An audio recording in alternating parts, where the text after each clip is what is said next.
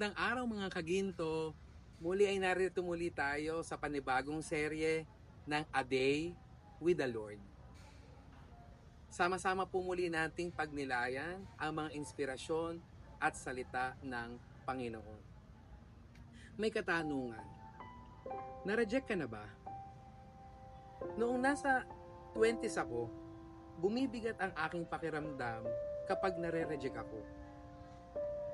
Nagpasa ako ng isinulat ko para sa posibleng fellowship at paglathala, pero hindi ito natanggap. Ginawa ko ang lahat upang ipakita ang kakayahan ko sa pagsayaw, sa pagkanta, at sa iba pa.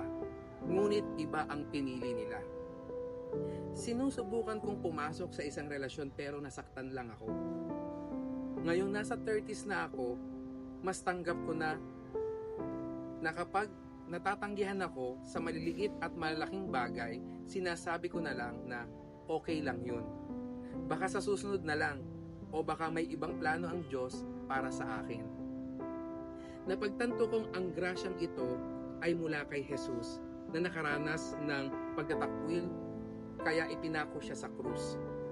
Ngunit alam natin kung paano nagtagpo ang mga kwento ng ating Panginoon at natapos ito.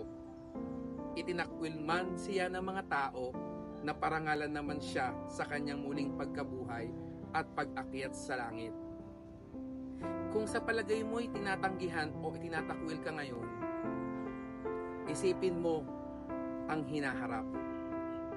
Sa itinakdang oras ng Diyos, papasok ka sa pagpapala at karangalan, at ang mga labi mo'y magpapasalamat sa Kanya.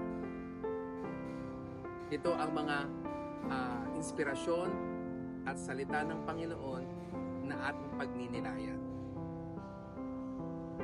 Paano ka ginabayan ng Diyos sa mas magandang gabay at bagay pagkatapos kang matanggihan o maitakwil? Pasasalamatan mo siya? Kaya ating idalangin sa Panginoon, Jesus, inaalay ko sa iyo ang lahat ng pagtangging nararanasan ko. Akayin mo ako sa iyong pinakamagandang kalooban. Amen. Muli, maraming salamat sa inyong pagsubaybay sa mga serye ng A Day with the Lord. Samahan niyo po muli ako sa pinabagong yugto at serye nito bukas. Maraming salamat mga kaginto. Paalam!